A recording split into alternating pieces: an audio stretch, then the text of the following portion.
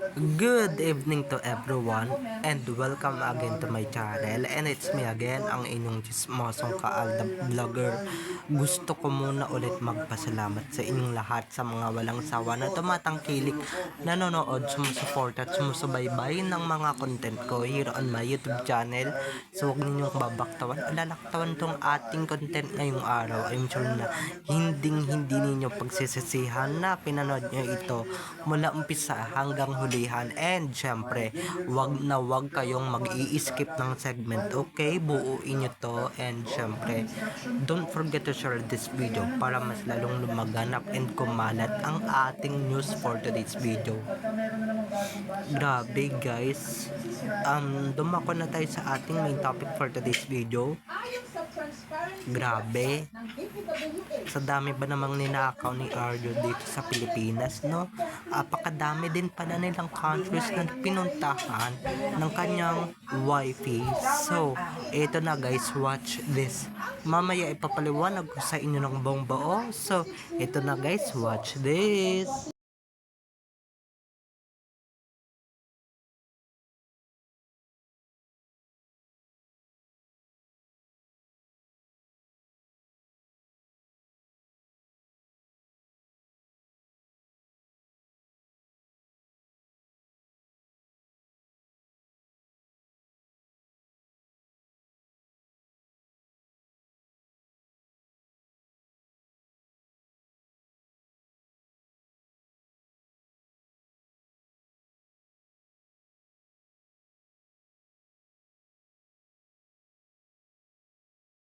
At kung nakita nyo na ngayong recap, so once again say TTO sa mga admins.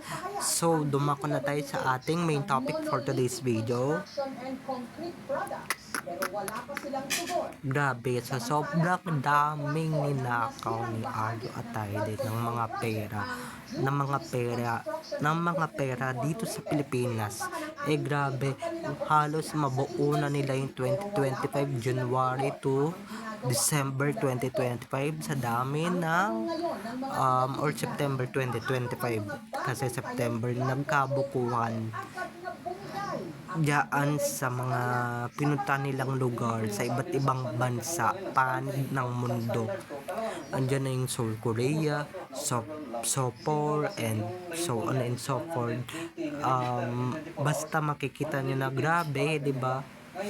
I couldn't imagine guys, kung artista ka lang talaga, hindi ka mayat maya nag-a-abroad, diba? Hindi ka mayat maya nag-a-around out of the country, diba?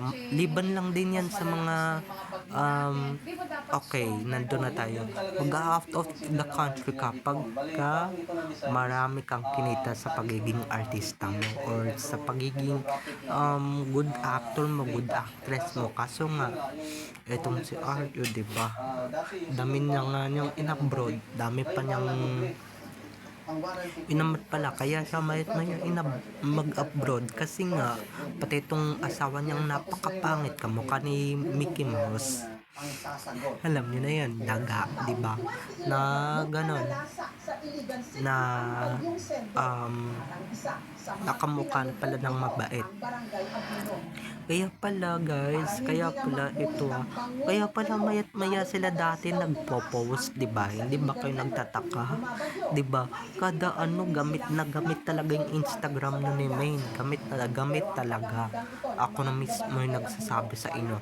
Talagang sobrang gamit talaga yung IG ni Main before the explosion of the flood control project, diba?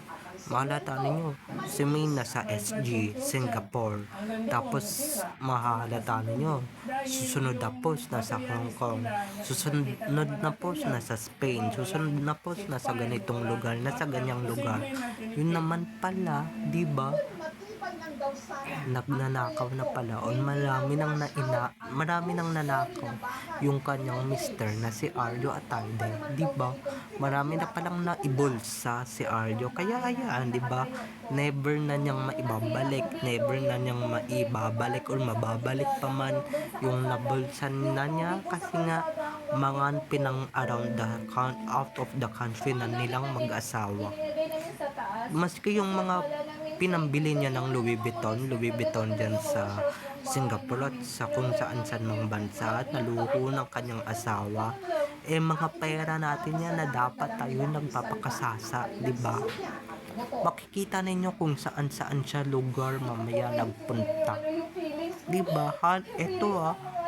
Halos every month nga, di ba? Halos every month. Talaga every month. Maski man dito sa Pilipinas siguro or hindi na nasali yung sa Pilipinas kasi nga 'di ba dito lang yan sa Pilipinas and dito lang yan sa kung saan place dito sa Pilipinas. Pero yung ibang bansa talaga ba na kailangan talaga ng malaki-laking gastos, malaki-laking pera, 'di ba? Para lang makapag-abroad ka. Yun naman pala, may dirty tactics yang si Lolo no Arjo. 'Di ba? Yun naman pala, mambubulsa siya, 'di ba? At hindi lang yan 2025. Marami pa yan, sobrang dami guys. Since 2023 yata na iluklok siya sa pwesto bilang kongresista ng Quezon City na wala naman talagang ginawa sa Quezon City sa panunungkulan niya ng 2 taon, 'di ba? Wala siya nagawa, 'di ba? Ang nagawa niya mayat maya na nag-a-abroad siya. Yun yung mga nagawa niya. Yun yung mga ginawa niya. 'Di ba? Tapos sabihin niyo may mga nagawa kayo sa Pilipinas, may nagawa ka sa Pilipinas. Saan, 'di ba? Saan yung mga ginawa mo? Saan yung mga 'di ba? Ibalik mo na lang yung mga pera namin pero 'di ba? Ibalik mo na lang at sana makonsensya ka pero sa mga ganyang tao, 'di ba? Sa mga ganyang klaseng tao hindi na talaga tutubuan na konsensya yan kahit anong gawin pa natin pagmamakaawa, 'di ba? Wala na nagastos na niya, 'di ba? Kaya ano pa bang hahabulin natin? Wala na, na, 'di ba? At saka eto sa mga nagsasabing lagi ako nasa gitna nina Arjo at Alden. Siyempre si Alden ang kakampihan ko or mas kakampihan ko, okay? Kaya tayo nababawasan ng pamilya dito sa subscribers or sa YouTube dahil kayo masyado kayong mapanghusga at masyado kayong palabash ng bonggang-bongga, okay? Pero ito na nga, kahit pa 'di ba, kahit paano magsusoli yan, paano tayo 'di ba, mga naghihintay na magsusoli, 'di ba, magaganyan, magsusurrender ng pera.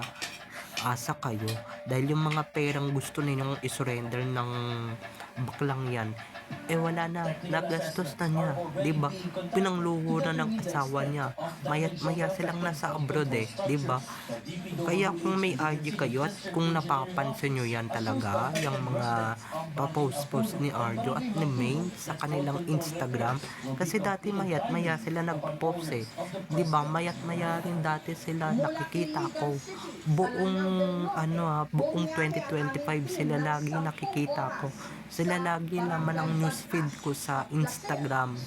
'Di ba? Sila lagi laman ng 'di ba? Magugulat na lang talaga ako. Nasa abroad na naman sila. Yun naman pala, malaki-laki yung ninakaw ni Arjo sa buong Pilipinas, 'di ba? Kaya kung gusto ninyong mag-abroad talaga mayat maya, alam niyo na kung anong papasukin ninyong trabaho pero hindi masama yun, okay? Kasi kung talagang artista ka, 'di ba? Ito mga artista hindi mayat maya nag-a-abroad, 'di ba? Oo, nag-a-abroad sila for vacation. And syempre yung iba doon for work, 'di ba?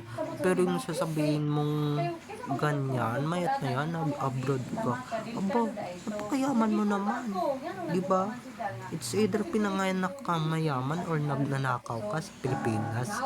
And eto na nga, nagnanakaw nga rin si Arjo at tayo dito sa Pilipinas. Kaya